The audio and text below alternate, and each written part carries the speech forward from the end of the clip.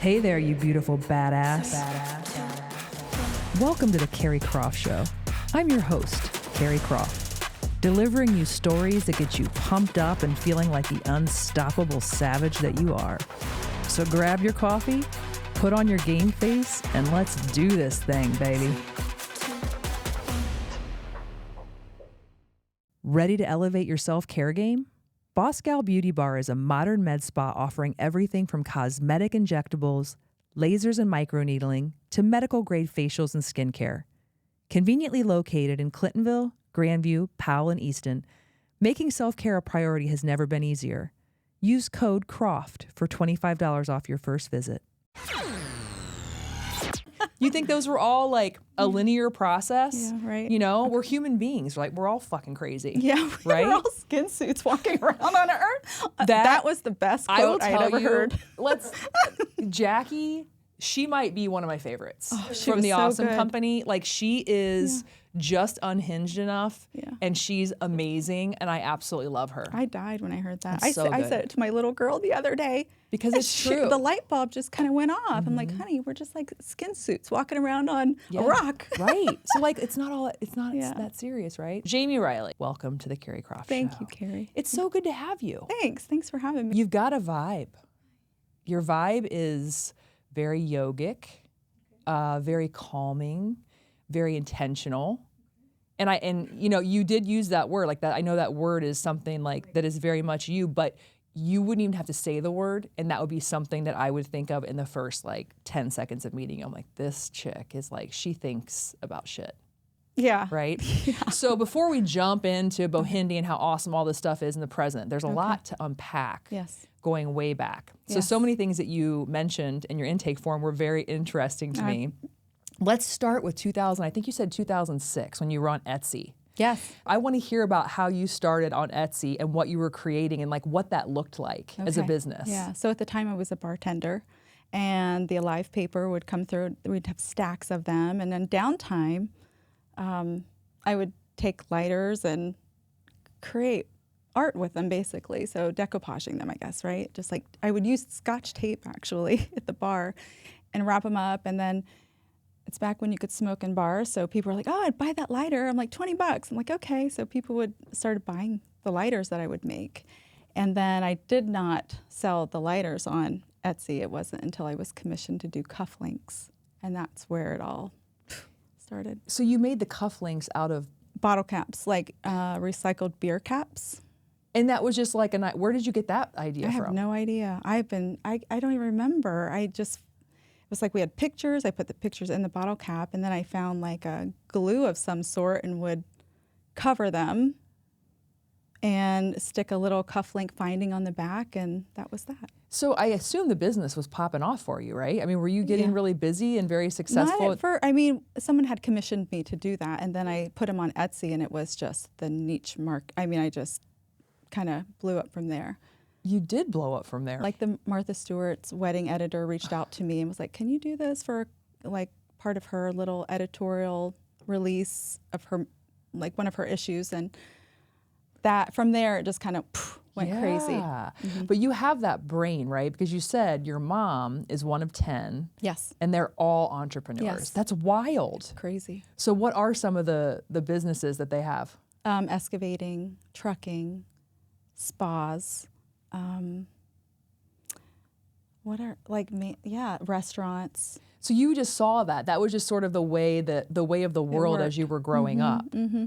Wild. Okay, so then when you were 12, yes, your mom comes out as gay. Well, first they got divorced, then came out all in one breath. So, yeah. So did you feel something coming in terms of the divorce? No, I didn't. I didn't think. You know, you don't know what you don't know. It's just kind of what it's been. And then I remember being on the phone. Back in the day, I would get on the phone. I'd like click it, pick it up, and then undo it so I could listen to the conversations. Yeah. And so my mom was talking to my grandmother, and she goes, did you tell the girls? And then I think I listened for a little while longer, and then that's how I found out about. And then I honestly do not remember how she came out to us. I feel like it just happened. I have to dig deep. I might have put that down. A divorce is a lot for a child to process. I feel like a lot of people are still processing coming from a divorce as adults. I mean, it's a lot. And then to have the whole, okay, now I'm gay. Yes. You're like, okay, wait, not only are you not with dad, now we're going to deal with this. Yeah. So you may have blocked it out. Oh, I'm sure I probably did. I do remember finding a book under like the mattress in the bed in my parents' room. It says, "How do I tell my lover I'm gay?" I remember seeing that, and maybe that's how I was such a sneak. I always snuck around, and I would always find out stuff. I was a sneak too. Yeah. Right here. I mean, even Christmas presents, I would like take the Scotch tape real slowly. And I'd be like, okay, open it up enough to see it and then put it back. I mean, and forget about the phone stuff. I mean, I was a sleuth on the phone stuff. Yeah. Did your mom have then a partner? Like, was she with someone? Right away. Okay. No, not right away. But I do remember her first partner and how that was. And in the 80s, late 80s, this just wasn't a norm. This was very much like not normal, at least in my little town. Where are you from? Newark, Ohio. Oh, okay. Yeah. Okay. So do you think I know that it affected you, but how would you say going into high school, like how did all of that impact you? Did it make you, like, were you rebellious at all? Oh, Were yeah. you angry? Were you certainly probably weren't this like grounded yogic spirit that I'm seeing in front of me. Bohindi was my healing. Yeah, okay. And that's where I share that with everybody else. But no, I was a rebel. I definitely smoked, drank, ran away a couple times, came back. I mean, anything for attention, I think, now that I look back. Then you end up leaving high school your junior year and you're like, see ya. Oh, yeah. Talk me through that. How did that look? I literally left and didn't go back.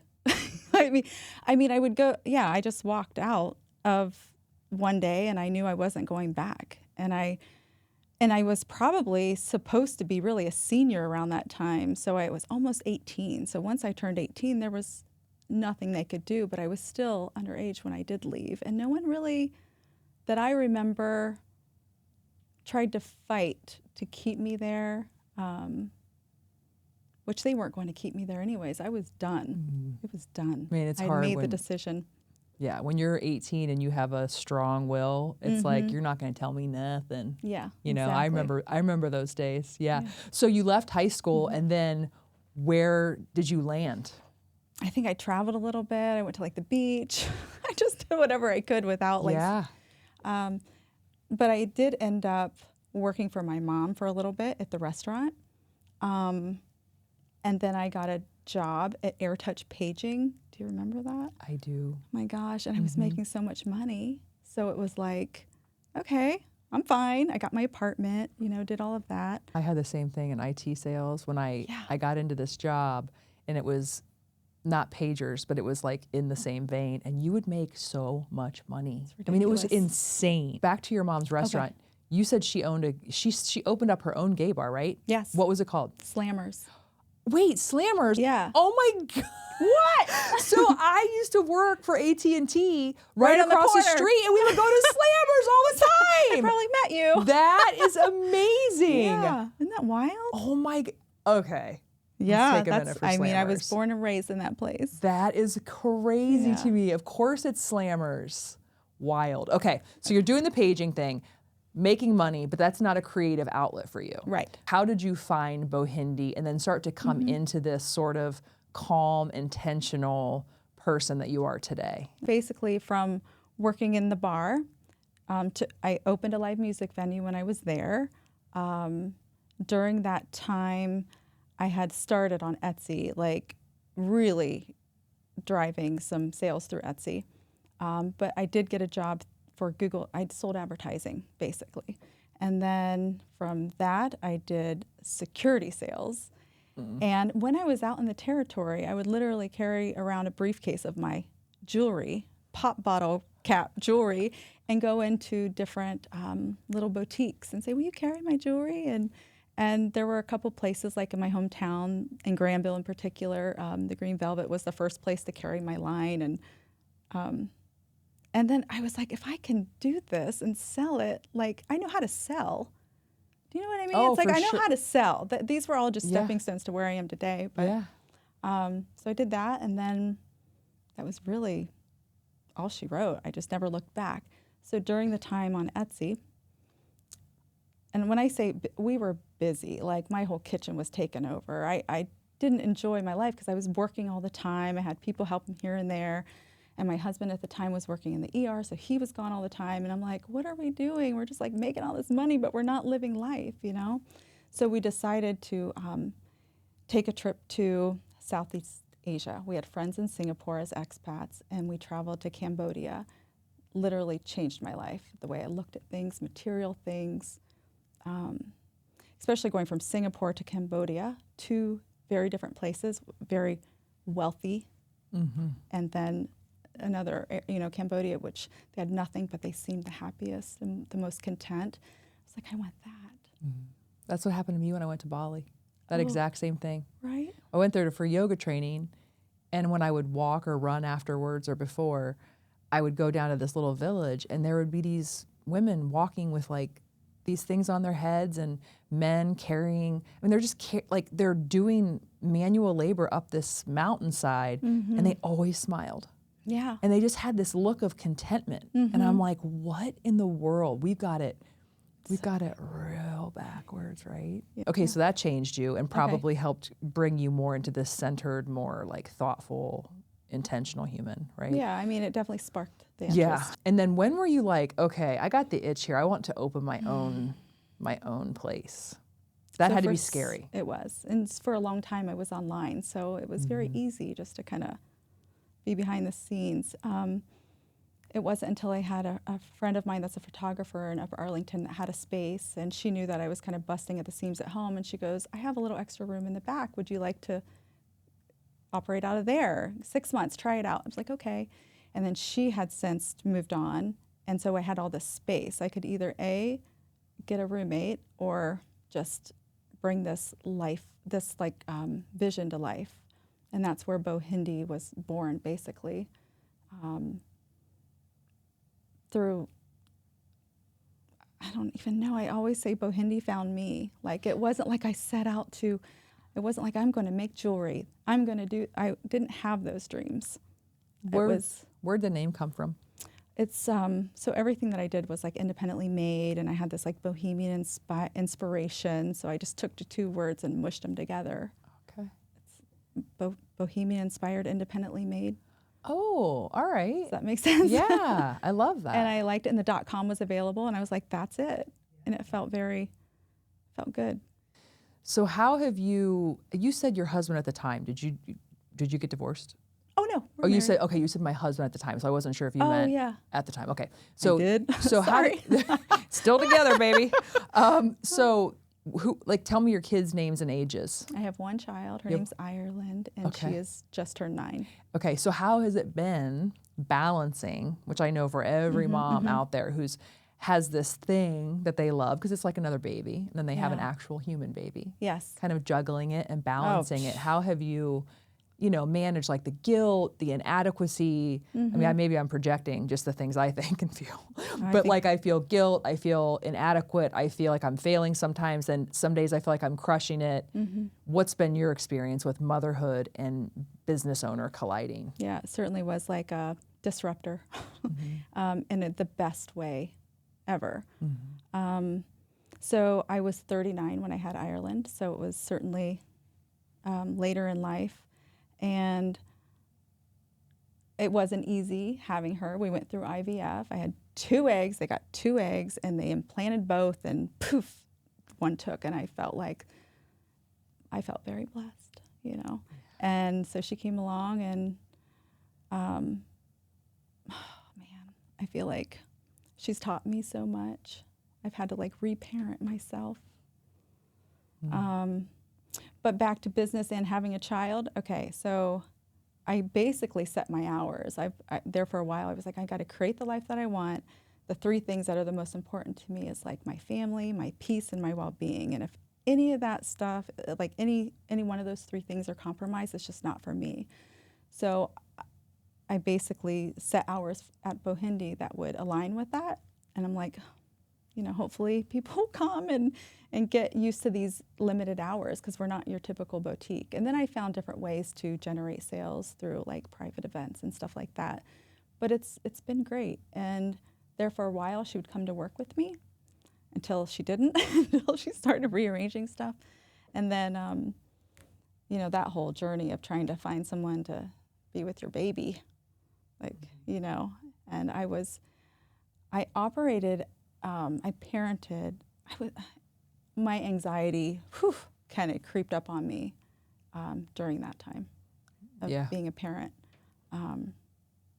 Doesn't it though? Oh yeah, so. I mean, I think that like if you're typically an anxious person too, and I'm not normally, like my baseline isn't like, oh, I'm so anxious, but knowing the anxiety that I had after Dane, I mean, I had postpartum anxiety and it was like not normal, and then you're like, because you have this human being that you fought so hard to bring to the world, and then they're here and you're like, wait a minute, now what?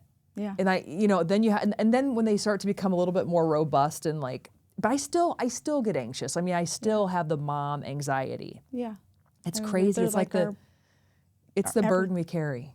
Yes. But it's a joy. It's like no sacrifice because you're like, I would carry it 100 times over for these kids. Yeah, and I couldn't believe I was having a girl. I could find out what I was having, and I wanted to know. And it was actually on a voicemail, and we were sitting in the kitchen, and we're listening to it, and I just start crying and crying. I mean, I could not stop. My husband's like, "What's wrong?" And it was all because I was having a girl, and I'm like, can I be a good girl mom from what I had experienced? Not that I had a bad upbringing, but I just thought, can I raise her right? Do you know what I mean? Yeah, I actually had the same exact experience. Did you? We did IVF too, and I wanted a boy so bad. I knew it was going to be a boy. Like we could pick, and I picked, but I knew I wanted a boy. And then for the second one, my husband wanted a girl, and I was so scared about the girl because you think about, you project, you think about your relationship with your mom, is it going to be, and then you have to kind of let go and just be like, look, you're going to do the best you can. Oh my gosh. And so much of it is out of our control. It is. That's it. And that's the part. Seriously out of our control. But that's the part that drives me crazy. Right, kind of like to control. I kind of like to control things a little bit, right? Yeah. So you also have the bead bar. Yeah, the bead bar. Which is so cool because really the way is. you talk about it, I would just think, okay, let's go to the bead bar and make a bracelet. But you're like, wait, this is actually a very thoughtful, sometimes emotional process. So talk about what it means. Sure. I always say that the bead bar is the heartbeat of our business. It brings women together, men and women alike, together in the conversations around that table when they are just, well, first of all, they're setting their intention with the beads, right? And then they're sitting down and they're stringing their bracelets, and just so much comes up during that time. It's like a meditative process. What was your question? I don't have ADHD. You have ADHD. So how many people ask you if it's really worth it to get a haircut by Mia Santiago? Honestly, a lot. And honestly, it is. I mean, she is a celebrity hairstylist in Columbus, Ohio. That's all you really need to know. She doesn't miss, and now she has her own salon, Headspace. It is truly something this city has never seen. Girl, I did one scalp treatment, and I would let Jake put his hands on my head anytime he wanted. No, same. It's right in Upper Arlington where Mia cuts and styles, and Jake manages a full scalp spa, which is like a facial for your scalp and a massage for all of the stress and tension we hold in our head and neck. I legit felt like I was on something after I got my first treatment, and my hair looks so much healthier now that all the buildup and dead skin are gone. I mean, I do love massages, but honestly, this might be even better. Plus, it has so many proven benefits for my hair health. Truly believe you get what you pay for, and Mia and Jake are the dream team. Use code CARRY for 20% off your first visit with Miss Mia Santiago. No, that was my question. So just about about the bead, like how it means so much more to you than just like sitting down and picking your colors. Like it's an emotional, because I could tell that when you were writing everything, I was like, wow, this bead thing, like I didn't even realize it. I'm like, now I see it in a whole different way. I'm like, oh, that's really Yeah, it's cool. not just like a, Yeah. yes, exactly. I There's love it. And it was in collaboration of our customers that walked through that door. They were looking for certain things, and I mean, listen to the customer. If there's one thing I could ever tell anyone wanting to start a business, is you collaborate and listen to them. They're going to tell you what they need. And isn't that funny? It's like, seems so simple. I know it does, doesn't it? It does, but it's like, Yeah. not always. You're right. You not know? always. But, Not always. So the bead bar was born out of basically a collaboration with the customers. And then we started doing events through it. So we do fundraising. We do girls' nights out.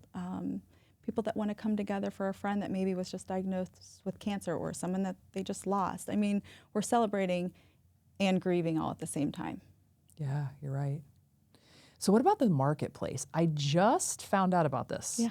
Truly, like when I was researching you. The little market. I'm like, how do I not know about this? So I want to talk more because it's so cool. Yeah, this it's so fun. concept. Yeah, so it's just a little mini, I call it the micro market. And we intentionally have just like a limited number of vendors that we kind of alternate each month. But it's a space to allow other women business owners that are in the area trying to launch their business that are like-minded, that we make sure that everyone has like a good synergy as far as like thoughtfulness and mindfulness, and they're wanting to make the world a better place. So they come together, and it's like 11 to 1 on one Saturday a month. We're not really set on the Saturdays. We'll probably be there next year, but this was our second year, and it's just been really fun. Where is it? Is it right in front of Bohindi? Oh, okay. Yeah. I love that. It's just, yeah. Someone wrote something on your intake form, because you had actually other people were talking when I asked the question. I like Yeah, that. I said, just you know, how would people describe you? And people actually wrote Yes. how they would describe you. Yes. And there were a couple things about how you truly are a cheerleader for other women. You Yes. are inclusive, and you want to see other people rise. Now, those words are real cheap for a lot of people. For people who actually walk the walk and do those things in the dark, like, I commend you, because I feel like a lot of people have this scarcity mindset, this jealousy, this kind of natural reflex of like, ooh, wait, if she gets something, there's less for me. Yes. So what is that in you that really is like wanting to lift everybody up? I don't think I've always been like that, especially at the beginning of my business entrepreneur career. Like, I didn't know what I was doing, so I had to like focus on me, and it was like all about me, basically, and what I needed to get to the point. And now that I feel like I've reached my goals, I can now like hold space for other women that are opening businesses, and it feels really good. But yeah, I don't think I've always been like that. Now, do you go over to Lupo? Yeah. I love Lupo. I do too. Can we do a little random shout out to Lupo? Absolutely. I love their food, and I love their patio, and I love their cocktails. Yes. Like, I feel like it's a little treat whenever I go in there. Do you go often? I go sometimes. Like, Okay. I was just there like maybe last month. Yeah.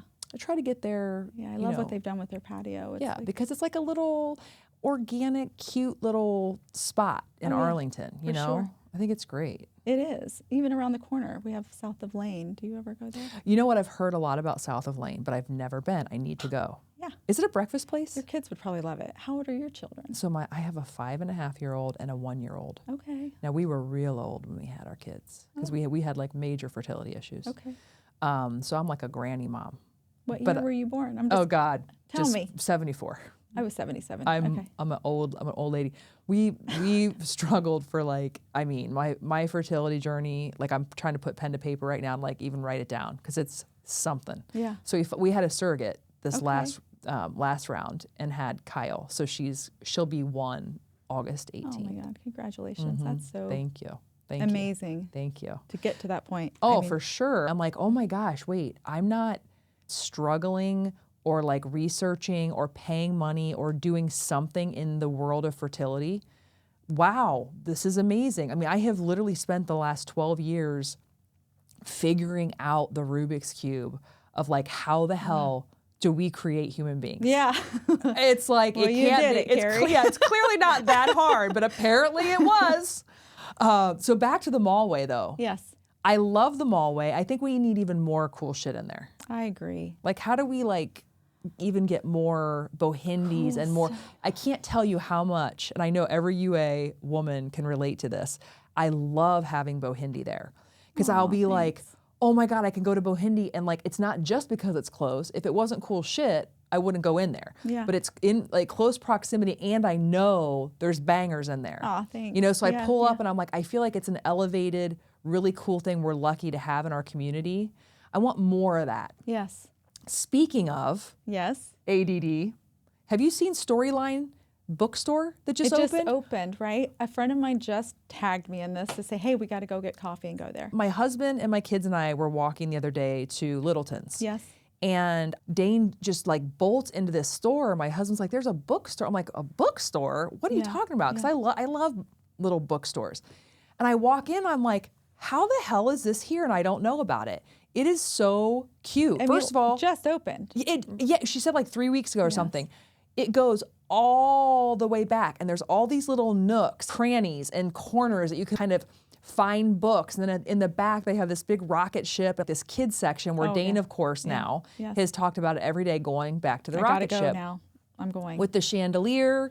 It is so well done and so cute, and we just need more of that in UA. So like, bravo. I wanted to like reach out and be like, good job, and I'll be coming and getting some books from your ass. That's right. You know? I mean, I think we have a couple really good children's bookstores, right? Even one around the corner from us. Have you been into Cover to Cover? Oh yeah, yeah. It's cute, Yeah, right? it's very cute. Yeah. Very cute. So we need more. We need a lot more. Going back to your childhood and some of the things you wrote, they were very visual, which was great because I could picture you as a child. Yeah. You know, you were talking about hunting for mushrooms, and then you were talking about like doing ceramics with your grandma and making ravioli. Like all these like very sensory, creative things that you would do. So like so you would just go out with a bucket and like go mushroom hunting. Have Was you it not like, been? I have not been. We need to go. I've seen them. Like, so Yeah, I'll like take the Dane in the woods and he'll be like, there's a mushroom. I'm like, cool. But I haven't like taken it as far as to like, you know, pick them. Yes, yeah. So morels are the ones that we would hunt for. I'm sure there's others, but that was our choice. Yeah, we would walk, and sometimes we would know exactly where they were going to be, but maybe someone had gotten there before us and had picked them, so we would walk deeper. And yeah, we would basically take a bag, not necessarily a bucket, but a bag, and sometimes we'd find like this little, and then sometimes like literally this little, the size of a pop can. That was just so fun. Do you eat them? Yeah. Oh shit. So, yeah, it is a magic ride. Let me tell you. So, I'm just kidding. I was gonna say, wait, are we talking, what kind of mushrooms are we That's gonna hunting be for? the next mushroom, What kind of mushrooms are we hunting for, Jamie? I know this is all the rage right now. right? Are we eating them or are we eating them? We eating them. I'm eating them. That's amazing. Do you do them? Like And psychedelics? microdose, yeah. So, okay, I need to do this.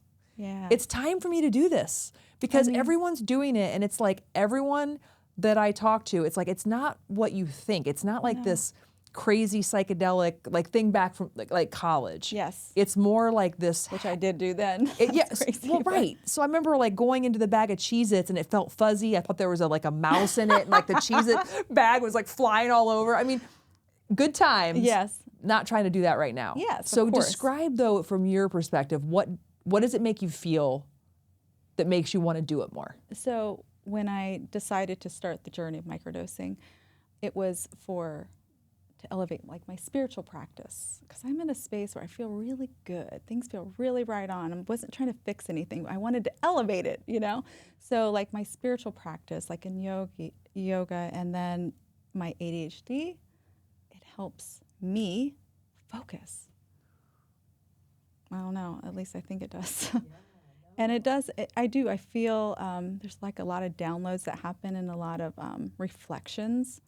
Does it help with your creativity? Oh yeah, yes, for sure. And you strike me as just like a very, like creativity oozes from your pores. I love to create. So, you know, the ceramics with your grandma, for example, I would assume you'd be good at that. Are you good at that?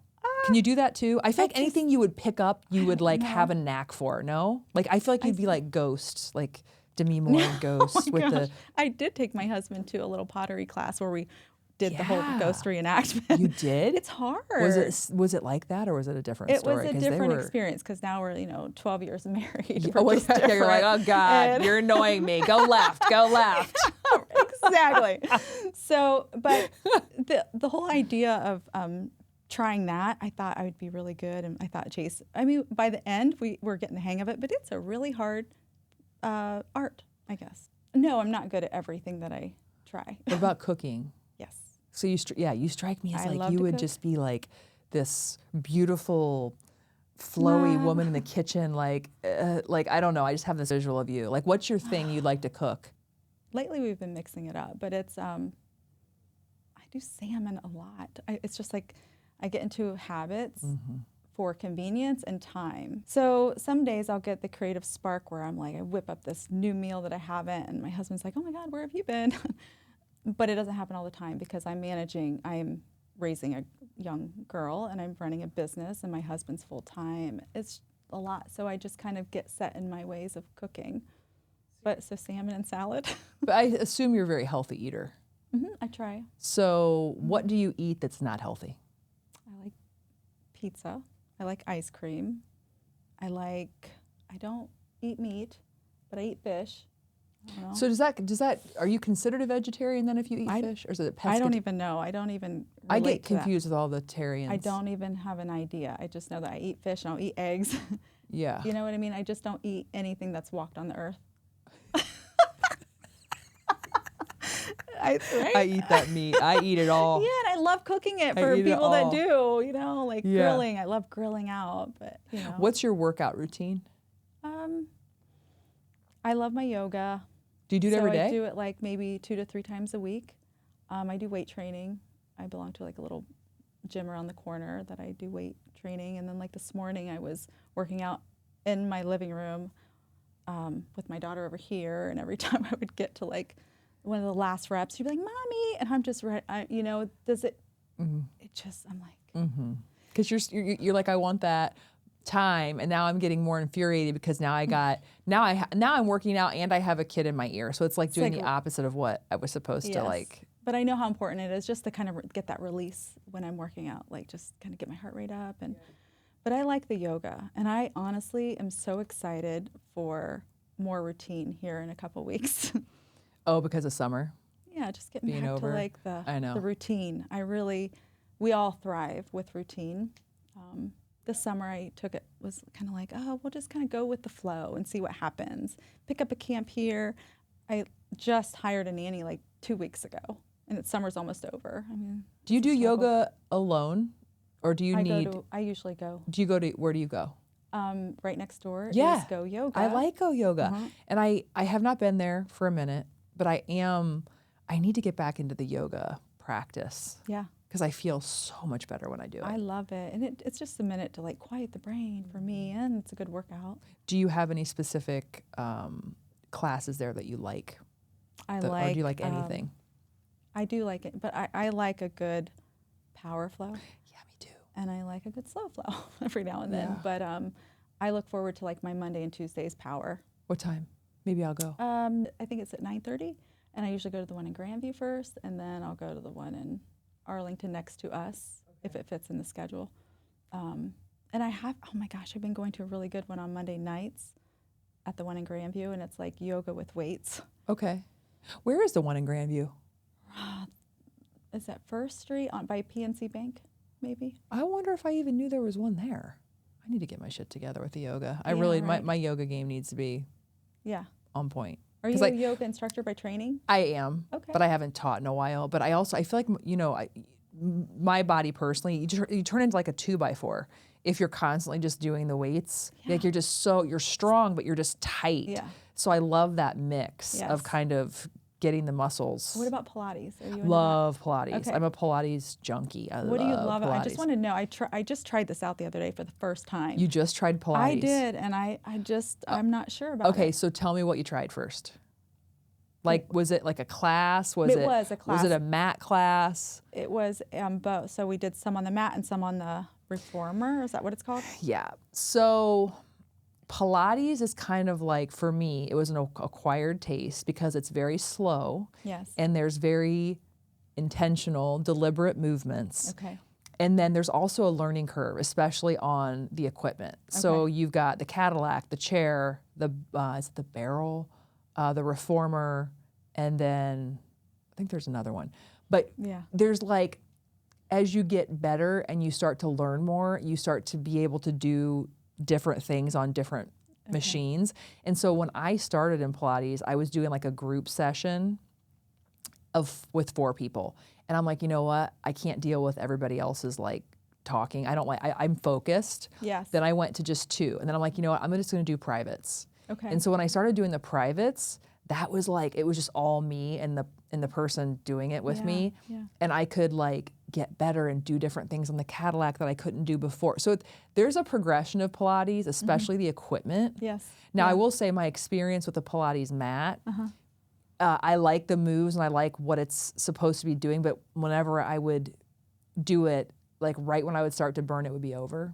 So I felt like I needed more. Yeah, that's how I felt. But I'm a Pilates.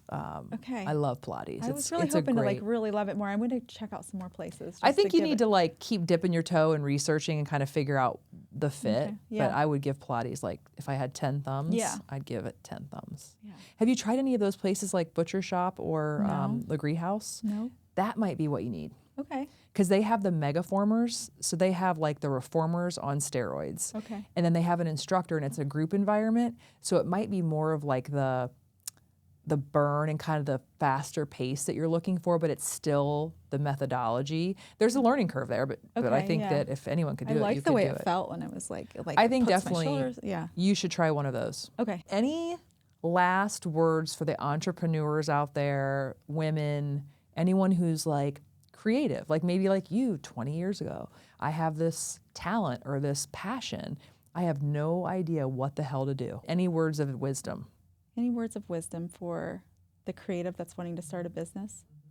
I think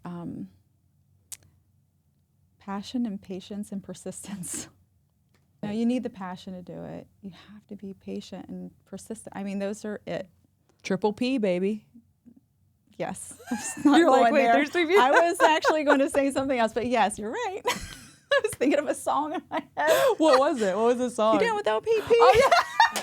Wait, are you down with OPPP? We got a new one going. I love that. But you know what? That's actually, I love that advice because it's short and sweet and it's truer words were never spoken. Like if you're not doing it with passion, don't even bother. Yes. And you have to have persistence. And then the patience part too, it's like some days you feel like this is never going to happen. I'm terrible. I suck. Yeah. It's the worst. You just have to get over that hump and get back into the I'm awesome. Yes. This is great. Yes. Creative flow, right? Yes, absolutely. I love that advice. We all know the age-old joke, why did the chicken cross the road? Well, in this day and age, cool chicks cross the road to make their way to SZN, a groovy little boutique in downtown Pal, Ohio. Located at 37 South Liberty Street, SZN offers curated apparel, accessories, and gifts from purpose-driven brands. Stop in and listen to Tara's story and the stories of the brands sold within the shop. Ask her why a hen is Zen, and receive 4-legged greetings from Wally, the small and mighty shop dog. At SZN, your purchase has a bigger purpose. Mention the awesomeness that is the Carrie Croft Show and receive 20% off your total purchase. Oh man, yeah, and there's other things like we now have a facialist, an esthetician, and we have a Reiki practitioner. Do you So know? it's like this little wellness collective that we're building. That's cool. Yeah. The idea was to open up these little spaces for women that were starting businesses to promote them. And then it's been really good.